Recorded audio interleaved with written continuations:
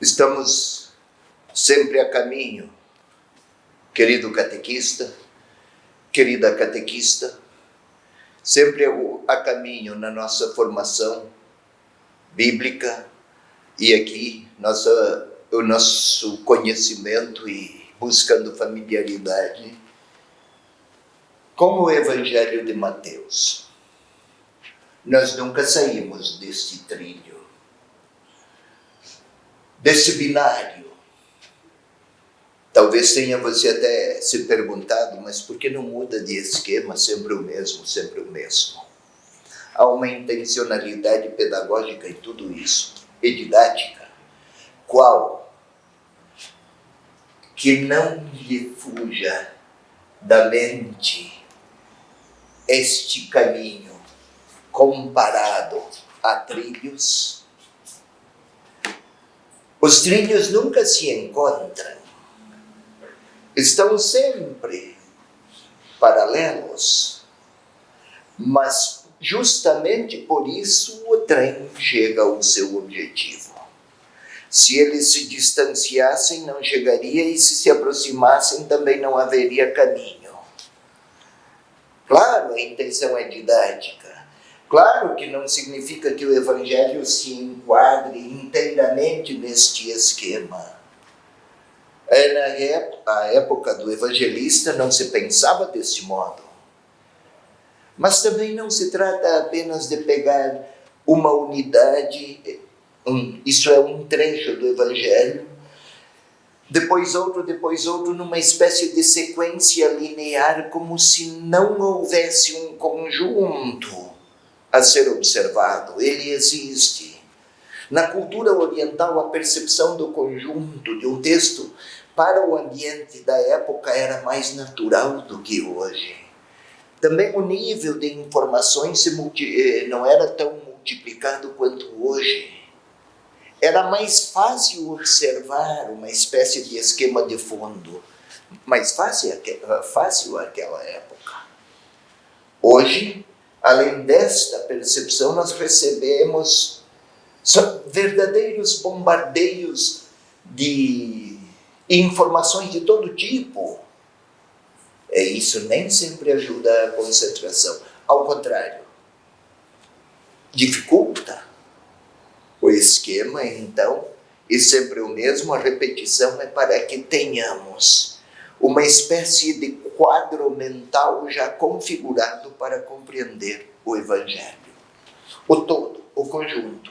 Cada parte na sua peculiaridade. E o todo, porque se não se perceber, se o todo não for percebido, também a parte fica empobrecida. Voltemos. Eis o binário, o trilho, o anterior, a atuação de Jesus, que está aqui. Terminou com Jesus enviando os evangelistas, os apóstolos, perdoe-me, aqueles 12 em missão. E Jesus também se deparou então com hostilidades. Enquanto os apóstolos ou os discípulos percorriam toda a região, Jesus também, mas aí ele se deparava com hostilidades que começaram a crescer. Lembra que chegaram inclusive a dizer que tudo o que ele fazia aqui nas ações de Jesus tinha inspiração diabólica. Está crescendo a tensão. Lembra que até João Batista, o precursor, chegou a se perguntar: és tu mesmo? Tamanha foi a surpresa que o messianismo de Jesus trouxe. E esperavam que aquele Messias de poder, de projeção, de grandeza, era isso que esperavam? Aquele não veio. E o que veio falava de um Deus misericordioso. Tudo isso Você recorda? Então passemos a este outro trilho. Agora é Mateus 13, 1 a 52. É o discurso em parábolas. Desta vez, quem está aqui a nos ajudar é a Zenilda. Vai, menina, vamos começar. 13, 1 e 2 primeiro. 13, 1, 2 e 3. Esses três primeiros. Naquele dia, saindo Jesus de casa, sentou-se à beira-mar. Em torno dele reuniu-se uma grande multidão. Por isso, entrou num barco e sentou-se, enquanto a multidão estava em pé na praia. E disse-lhes muitas coisas em parábolas. Ótimo, vamos parar aqui um pouquinho, filha. Antes de observar, de começar o 13, 1 e seguintes, eu gostaria aqui de lhe recordar o que houve imediatamente antes. Jesus estava a ensinar em uma casa e vieram lhe dizer que sua mãe e seus irmãos tinham chegado para vê-lo. Quem é minha mãe? Meus irmãos? Aquele que faz a vontade do Pai, de meu Pai que está nos céus. Esse é meu irmão, minha mãe. Isto é, ouvir a palavra de Jesus e praticá-la cria laços de proximidade e de identidade com Ele, de um modo tal que somente os vínculos de família, mãe, irmãos, se comparam. Não é desapreço pela mãe e pelos irmãos, é servir-se da relação natural, de intimidade, de espontaneidade, de comunhão, é servir-se desta possibilidade para comparar, para usar a linguagem metafórica. A mesma coisa agora, naquele dia. Observemos, de que dia está falando Mateus? Parece que é o mesmo dia, uma continuidade, mas fica em aberto o que Mateus pretende entre o que ele continua, o que Jesus fizera aqui, 12:50, há uma continuidade agora. Aqui se inscreve no quadro da atuação de Jesus. Vou até melhorar um pouco aqui. Inscreve-se no quadro da atuação de Jesus. Naquele dia, pode ler de novo ao início, Zenilda? Sim. Naquele dia, saindo Jesus de casa... Isto é, terminou aqui, naquele dia. Há uma continuidade. Não só o que Jesus ensina, não só o que Jesus faz. É preciso compreender que esses trilhos fazem parte de uma mesma unidade maior. Retome naquele dia. Naquele dia, saindo Jesus de casa, sentou-se à beira-mar. Em torno dele reuniu-se uma grande multidão. Por isso, entrou num barco e sentou-se, enquanto a multidão estava em pé na praia. Naquele dia, ela acabou de ler, saindo Jesus de casa. Parece o primeiro detalhe biográfico. Estava aqui, agora saiu. Primeiro, não basta pregar nas sinagogas. Não basta procurar a pregação e o anúncio da boa nova, das boas notícias da parte de Deus. Não é uma realidade circunscrita ao ambiente sagrado. O Papa Francisco fala de igreja em saída. Infelizmente, há até presbíteros, também leigos, um ou outro bispo, infelizmente, tendem a a não tomar no devido apreço Jesus que está permanentemente em saída. Às vezes gostaríamos que tudo se circunscrevesse ao templo. Não é coerência com a palavra do Evangelho. Não queiramos corrigir os evangelistas. Mas saiu, sentou-se à beira do mar. Também aqui não é mera indicação geográfica. À beira do mar. Poderia ter se sentado junto de um monte, ou no pico, no alto do monte, como aconteceu no discurso da montanha. Em Cafarnaum, isto foi em Cafarnaum. Observemos aqui, Cafarnaum, junto do mar. Vou até melhorar a ponta aqui da caneta para lhes indicar. Cafarnaum.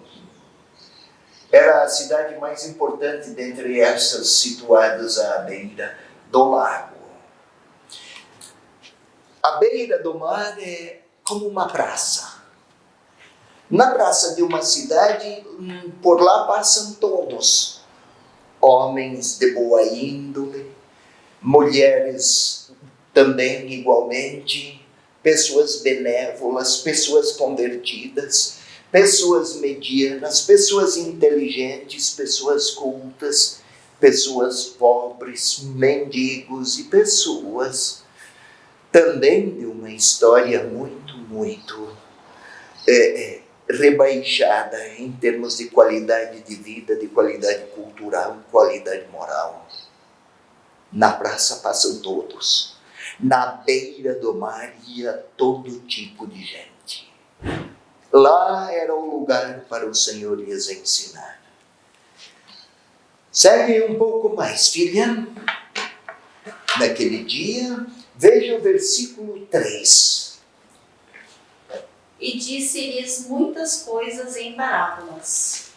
Parábola. Parábola o que é? Parábola é um tipo de história. História, não história. História, fatos que aconteceram. História. Criação com a imaginação. História, aqui nesse caso da parábola, intencionada a apresentar por comparação uma determinada realidade. O reino dos céus é como um semeador que saiu com sua semente. Uma parte caiu num solo assim, outra comparação. O reino dos céus é como uma mulher que coloca fermento, uma pequena quantidade, na massa. O reino dos céus é como a rede, que tem peixes bons e menos bons. Sempre comparação. De um lado a parábola facilita, descobre, revela, mas de outra parte deixa ao intérprete perceber o alcance de sentido. Nem tudo fica definido em conceitos claros. Por isso, ao final até diz, em algumas delas, quem tem ouvidos, ouça. Isto é, use sua capacidade de interpretar e associar o ouvinte, associar com ele, para na sua vida e na sua história, o horizonte de significados da parábola apresentada. Então vamos lá, filha. Primeira parábola, a do semeador. Segue. Ele dizia: eis que o semeador saiu para semear. E ao semear, uma parte da semente caiu à beira do caminho. Semeador que saiu para semear. Nenhum semeador sai com a semente como se fosse algo que se pode lançada em qualquer solo era muito precioso na cultura da época, no ambiente do campo, da vida agrícola daquele tempo, a semente. Se não houver semente, é como se não houvesse chuva. Não haverá alimentos e a vida estará sob riscos. Entendamos a preciosa semente. O reino dos céus é como um semeador que saiu a semear. Segue, filha. Uma parte da semente caiu à beira do caminho e as aves vieram e a comeram. Outra parte caiu em lugares pedregosos, onde não havia muita terra. Logo brotou, porque a terra era pouco profunda. Mas ao surgir o sol, queimou-se, e por não ter raiz, secou. Outra ainda caiu entre os espinhos. Os espinhos cresceram e a abafaram. Outra parte finalmente caiu em terra boa e produziu fruto. Uma 100, outra 60 e outra 30. Quem tem ouvidos, ouça.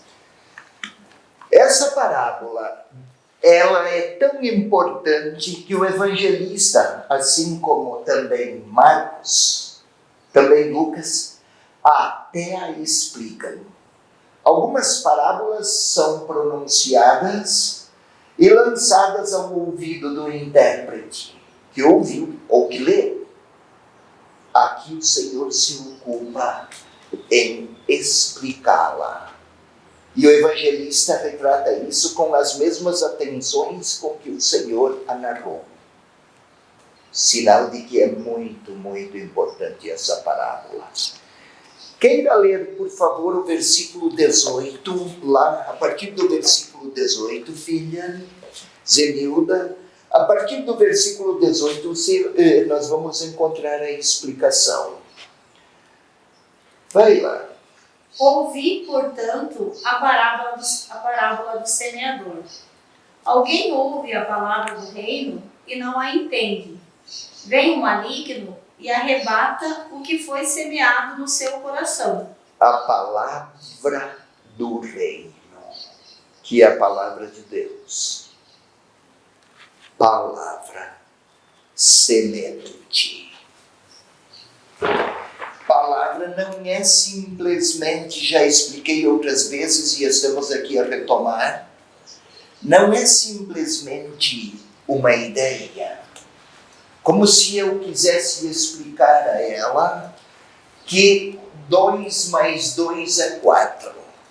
Eu explico uma explicação intelectual, ela ouve, percebe que não existe outra resposta a não ser esta que lhe foi apresentada.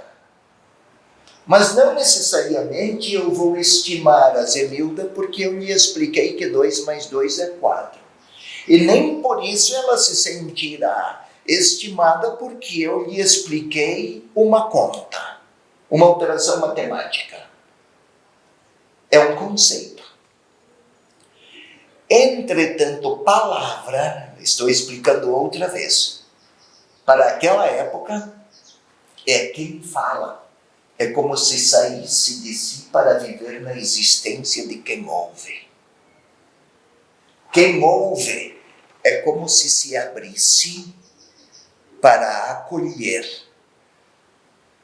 não as ideias, mas a pessoa que fala. Se eu disser, minha filha, eu não estou a dizer alguém cuja biologia descende da minha. Isso seria um conceito. É uma relação. Minha filha. Aqui também, a palavra do reino é uma relação dos discípulos com o Senhor que fala. Pode recomeçar novamente. Versículo 18. Ouvi, portanto, a parábola do semeador. Alguém ouve a palavra do reino e não a entende.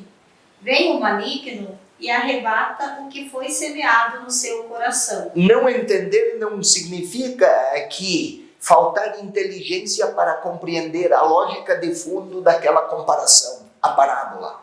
Não entender aqui tem um conceito, um significado mais ligado à vontade. Não quer receber.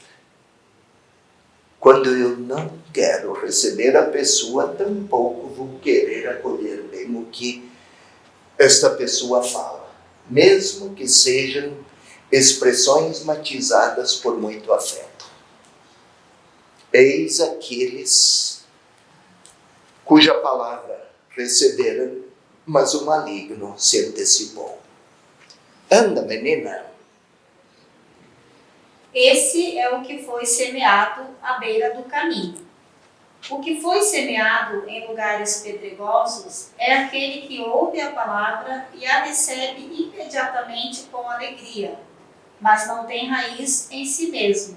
É de momento. Isto é, um mero entusiasmo sem vínculo interpessoal. Nossa, que história bonita, que bela parábola. E pronto. Uma espécie de concordância feita apenas com a mente. Vai. Quando surge uma tribulação ou uma perseguição por causa da palavra, logo sucumbe. Quando diz por causa da palavra, não é por causa das ideias. Filha, entenda. Por causa da pessoa. Palavra e pessoa que fala não se diferenciam. Na cultura da época, como se nós diferenciamos aqui. Então não é por causa das ideias de Jesus, mas por causa da pessoa. Na hora da tribulação, segue. O que foi semeado entre os espinhos é aquele que ouve a palavra, mas os cuidados do mundo e a sedução da riqueza sufocam a palavra e ela se torna infrutífera. É como se tratasse de amar meia pessoa. É possível amar metade do seu filho? Eu sei que você tem um filho, Zenilda. É possível amar meio filho? Não. Não é possível ficar só com uma parte da palavra ou da pessoa. São esses relacionamentos superficiais. Voltemos aqui. Está lá no lago. Tem gente de todo tipo que ouve. O trem está em movimento. Segue, filha. O que foi semeado em terra boa é aquele que ouve a palavra e a entende. Esse dá fruto, produzindo a razão de 100, de 60 e de 30. Novamente, eu gostaria do verbo entender aqui, explicar. Não se trata de uma compreensão lógica de tipo intelectual. Entender aqui tem um sentido de acolher. Não é história, a comparação. Acolher a pessoa, acolher a palavra. Esta é uma das parábolas, a primeira. Mas eu gostaria que você observasse comigo, com a Zenilda. Zenilda, o que temos em 13:3, só no título? Você acompanhe aqui comigo, por favor. Agora, fique com os olhos fixos na tela. Qual é o título? O título agora, 13:3. O título que vem aí, parábola do quê? Depois de 13:3, o título inicial, parábola do semeador, não é isso? Sim. Parábola do semeador. Agora vamos um pouco mais. 13:24, o que temos lá? Propôs-lhe outra palavra. Sim, o título, leia só o título. Parábola do joio. Parábola do joio. Vamos a 13, duas parábolas. 13:31. O que tem? Parábola do grão de mostarda. 3 parábolas. 13:33. Parábola do fermento. 4 parábolas. Depois, As multidões. depois no versículo 44, qual é o título? Parábolas do tesouro e da pérola. Então, do tesouro, 5 parábolas. Pérola, 6 parábolas. 7, o que tem lá, 47? Parábola da rede. 7 parábolas. Parece que Jesus saiu de casa logo pela manhã, ou saiu de casa com a intenção, hoje eu vou falar só parábolas. Não é isso. O evangelista agrupou as parábolas em uma unidade literária maior, para destacar a figura de Jesus mestre, o que revela no seu ensinamento as escolhas de Deus. Se aqui ele atua, faz, mostra a misericórdia de Deus aqui com gestos, com comportamentos, com escolhas concretas, também ensina. Ele não faz, ele não atua em silêncio. Claro que não. Porém, aqui é uma sessão exclusiva para ensinar. Ensinar para nós é explicar uma ideia, um pensamento com a mente, e ela acolhe, compreendendo, como operação intelectual. Para eles, ensinar é comunicar a experiência de vida, comunicar de Deus aquilo que dele eu conheço. E ela, ao ouvir, acolhe, não a minha explicação, mas aquilo de Deus que eu conheço, ela passa a conhecer e, por sua vez, como catequista, vai comunicar a outros o que conhece de Deus. Eis a catequese, de alguma maneira, está profundamente vinculada àquilo que Jesus fez de maneira muito, muito destacada. Não é ensinar doutrinas, é partilhar experiências de fé. Então vamos observar, sempre, o nosso tempo é sempre escasso, é sempre insuficiente para tudo o que gostaríamos. Olha lá o versículo 10. Queira ler, por favor, filha. Versículo 10.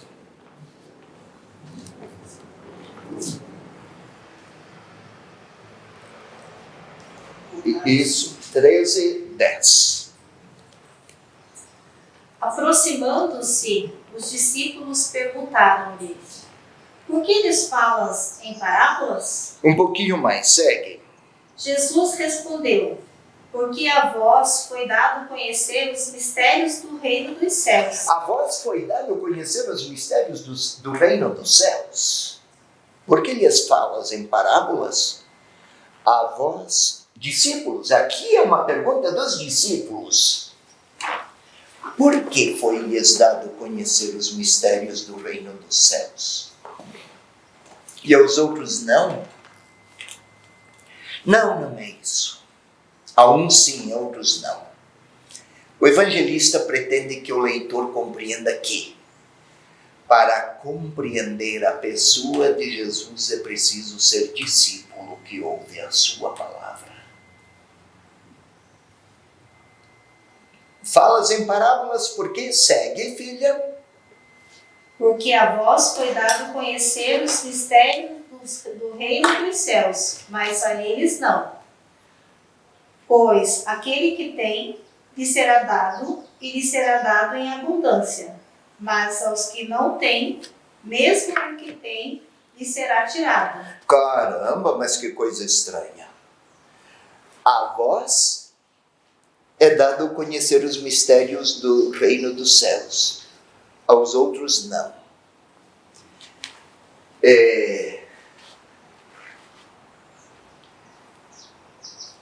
Para que você conheça o gosto do bolo, você terá que comer um pouco do bolo. Não dá para explicar como é o gosto do bolo. Para que você conheça o gosto do vinho, vai ter que beber um pouco do vinho. Para que você conheça a pessoa de Jesus, é preciso encontrar-se com Ele, ouvi-lo, acolhê-lo. Releia esse último versículo outra vez. Pois aquele que tem, lhe será dado, O anterior. porque a vós foi dado conhecer os mistérios do reino dos céus, mas a eles não. Sim, seguem? Pois aquele que tem, lhe será dado, e lhe será dado em abundância. Mas ao que não tem, mesmo o que tem, lhe será tirado. A atitude condiciona a compreensão. Se eu estou com sede, ao beber a água, que água gostosa! Se eu não estou com sede, não tem muito entusiasmo para acolher, para beber. Aqueles que têm sede, lhes será dada água. Aquele que não tem sede, vai ficar sem água. Não deseja, não procura, não se importa, não se interessa, não se move. Agora, se eu tenho sede e eu conheço o que significa a sede, a hora que eu beber, agora eu conheço o que significa ter água para beber. Se eu não preciso da palavra, não a busco, por ela eu não anseio, quando eu a tenho, não a valorizo e a perco. Não é que Jesus tira de uns para acumular outros. É que atitude, disposição pessoal condiciona a compreensão da palavra. Sigamos um pouco mais. Vamos agora. É por isso que, veja o versículo 16, filha. Mas felizes os vossos olhos, porque veem, e vossos ouvidos, porque ouvem. É que no Antigo Testamento, um dos grandes sonhos do povo que ainda não tinha conhecido Jesus, não se imaginava, sonhava, ansiava pelo Messias. Eles têm vários textos bíblicos que manifestam: Senhor Deus, os meus olhos, quanto eu anseio pelo dia em que os meus olhos possam ver o teu ungido. Se lembra bem Simeão, aquele idoso, lá no templo: agora podes deixar teu servo ir em paz, Senhor, porque os meus olhos viram a tua salvação. Era um anseio. E agora Jesus aqui, discípulos, felizes ou bem-aventurados, é uma bem-aventurança. Queira ler de novo, filha. Mas felizes os vossos olhos, Ou bem-aventurados os vossos olhos. Por quê? porque veem, e vossos ouvidos, porque ouvem. Veem o que faz. Ouvem o que ensina. Era o anseio de todos aqueles que no Antigo Testamento acalentavam o sonho de contemplar o Messias. E os discípulos estão a ver e a ouvir. Bem-aventurados. O que é um bem-aventurado? Bem-aventurado é aquele que tem acesso aos carinhos de Deus. Vocês, discípulos, conhecem. A palavra lhes é proporcionada. Catequista, acolher a palavra, ler, maravilhar-se. A leitura orante da palavra pode proporcionar hoje a mim, a você, filha, a você, o cinegrafista, o Márcio. Quem faz a leitura orante da palavra com cuidado e apreço e carinho, quem tem ouvidos ouça, né? Quem tem apreço, aprecie. Quando houver isso, experimenta-se, já nesta vida, aquelas alegrias próprias dos bem-aventurados. Então, catequista, não é mero matérias a transmitir nos encontros de catequese, mas palavra a ouvir, palavra a partilhar, bem-aventuranças a experimentar e a transmitir. Isto é catequese.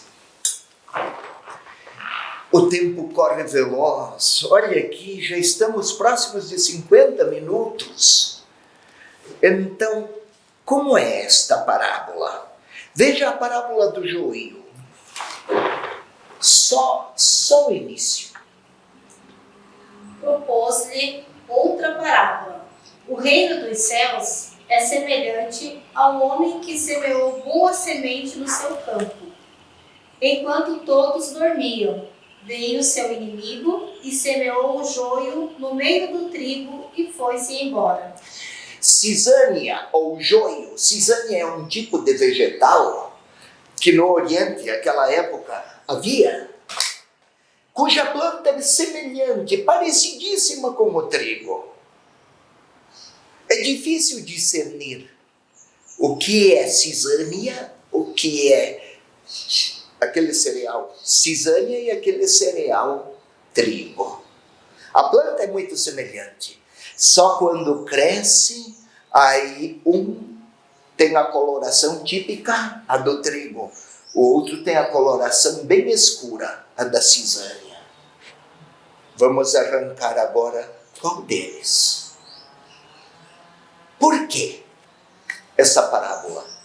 Porque a comunidade de Mateus estava profundamente dividida entre aqueles seguidores de Jesus originários do judaísmo, então tinham a lei, o Antigo Testamento, e aqueles outros originários dos grupos culturais pagãos, não judeus, que não conheciam o Antigo Testamento.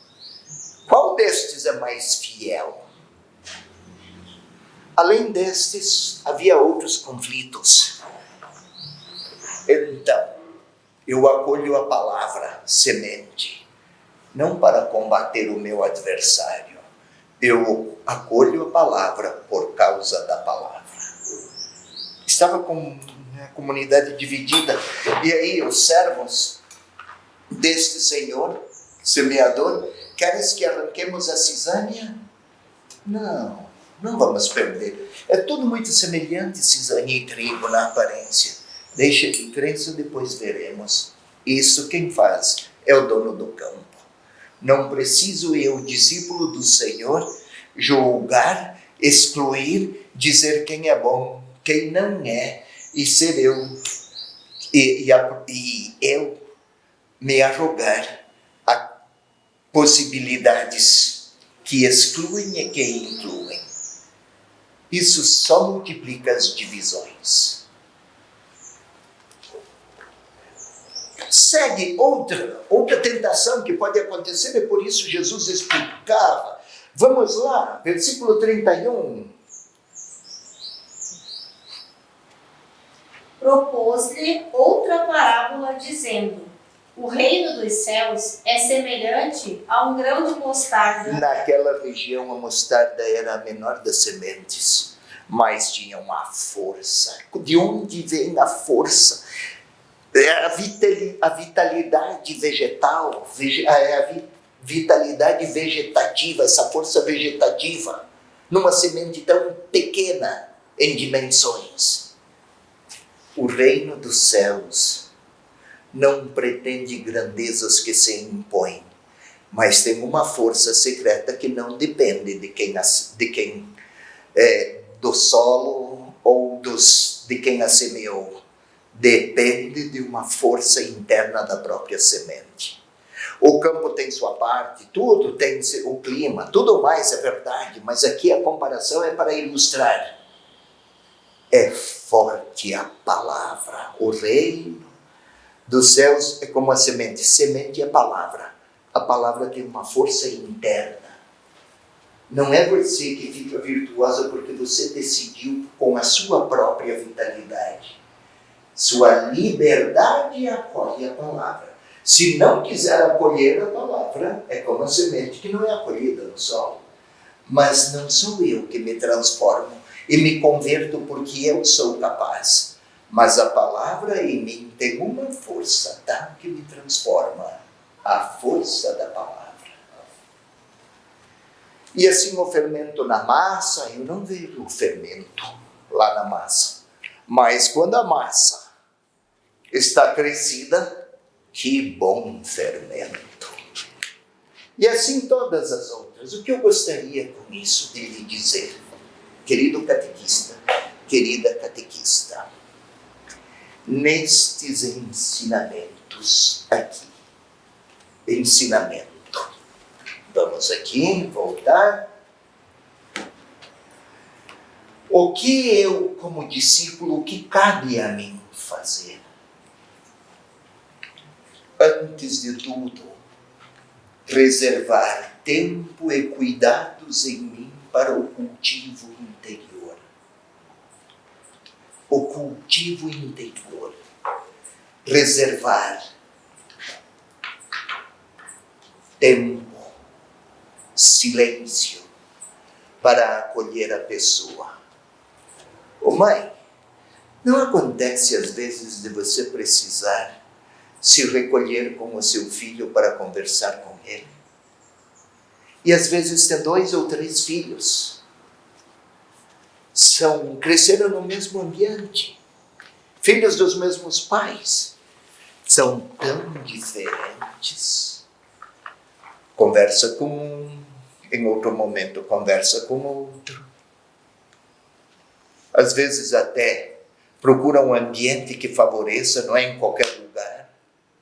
Outras vezes reúne os 3 para uma festa, para momentos de afeto e até para momentos de ensinamento e de educação.